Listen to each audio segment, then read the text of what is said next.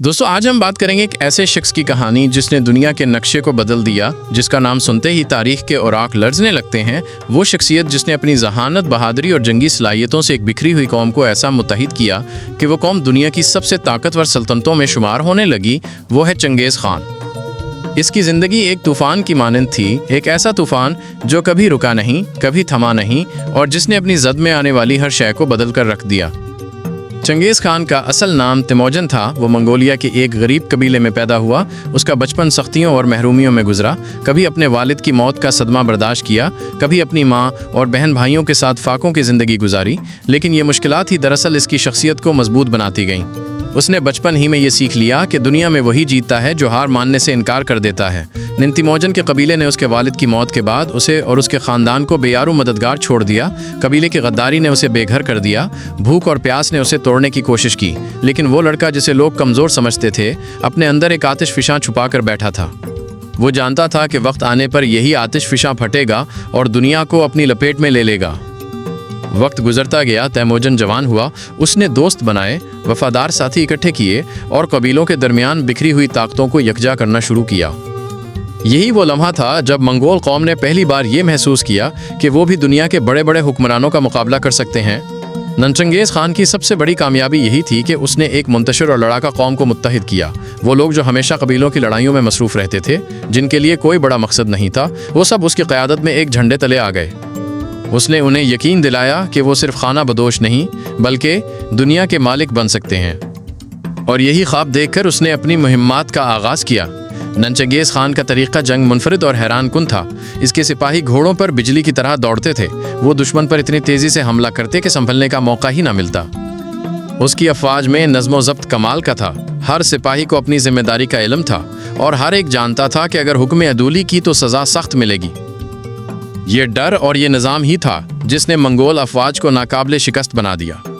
वो जब किसी शहर की तरफ बढ़ते तो दुश्मन के दिलों में खौफ के साए पहले ही उतर जाते। लोग किले खाली कर देते, हथियार डाल देते या भाग जाते। चंगेज़ खान ने इस खौफ को एक हथियार की तरह इस्तेमाल किया और यही हथियार उसकी फतूहात का सबसे बड़ा राज बन गया। लेकिन उसकी शख्सियत का दूसरा रुख भी था। वो सिर्फ एक खूनरेज़ फातेह नहीं था बल्कि एक मुनज़्ज़म और इंसाफ पसंद हुक्मरान भी था।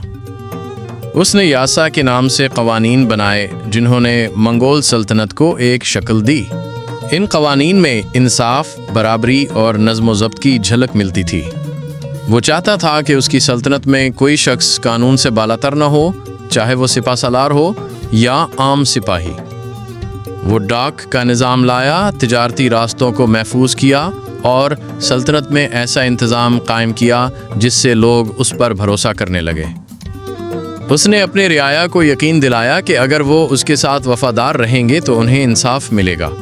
चंगेज़ खान की फतूहात की दास्तानें भी बहुत दिलचस्प हैं। उसने चीन की दीवार के पार तक लश्कर कशी की, ख़ारिज़म की सल्तनत को तहस नहस किया, ईरान, वस्ती एशिया और मशरक़ी यूरोप तक अपने परचम गाड़े।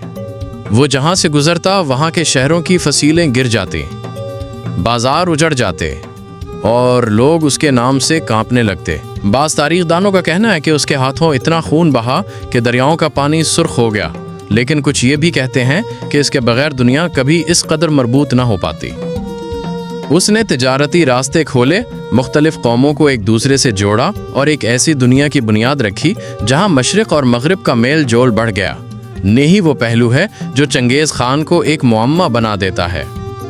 क्या वो सिर्फ एक सफ़ाक फातेह था जिसके हाथों लाखों लोग मारे गए, या फिर वो एक ऐसा अजीम रहनुमा था जिसने अपनी कौम को तारीख़ के सफ़े पर अमर कर दिया? ये सवाल आज भी मौरिख़ीन के दरमियान बहस का मौजू है। कुछ लोग उसकी खूनरेज़ी को देखते हैं और उसे ज़ालिम करार देते हैं, जबकि कुछ उसकी हिकमत अमली, उसके क़वानीन और उसकी क़यादत को देखकर उसे एक अजीम रहनुमा मानते हैं। चंगेज़ खान की मौत के बाद भी इसकी सल्तनत टूटने के बजाय फैलती रही। उसके बेटे और पोते उसके ख्वाब को आगे बढ़ाते रहे। दुनिया की सबसे बड़ी सल्तनत उन्हीं के हाथों वजूद में आई जिसका बानी वो खाना बदोश लड़का था जो बचपन में भूख और गुर्बत से लड़ रहा था। یہ کہانی ہمیں یہ سبق دیتی ہے کہ اگر انسان کے اندر حوصلہ اور عزم ہو تو وہ ناممکن کو بھی ممکن بنا سکتا ہے۔ ننچنگیز خان کی شخصیت کا ذکر کرتے ہوئے ہم یہ نہیں کہہ سکتے کہ وہ صرف ایک قاتل تھا یا صرف ایک رہنما، وہ دونوں کا امتزاج تھا۔ وہ ایک ایسا شخص تھا جس نے اپنی قوم کو وہ مقام دیا جو شاید اس کے بغیر کبھی ممکن نہ ہوتا، لیکن اس کے ہاتھوں جو تباہی ہوئی وہ بھی تاریخ کا حصہ ہے۔ اس کی زندگی ایک سوال ہے، ایک پہیلی ہے، جس کا جواب ہر شخص اپنی سوچ اور زاویہ نظر کے مطابق دیتا ہے۔ کوئی اسے عذاب کہتا ہے، کوئی نجات دہندہ۔ دوستو، چنگیز خان کی کہانی ہمیں یہ بھی سکھاتی ہے کہ قیادت صرف تلوار سے نہیں بلکہ انصاف، نظم اور حوصلے سے بھی قائم ہوتی ہے۔ ایک بچہ جسے اس کے قبیلے نے بے یار و مددگار چھوڑ دیا، وہی بچہ آگے چل کر دنیا کا سب سے بڑا فاتح بنا۔ یہ ہے حوصلے، عزم اور قیادت کی اصل طاقت۔ تاریخ کبھی اسے قاتل کہے گی اور کبھی عظیم رہنما، لیکن ایک بات طے ہے کہ چنگیز خان کا نام دنیا کے نقشے پر ہمیشہ ایک انمٹ نشان کی طرح قائم رہے گا۔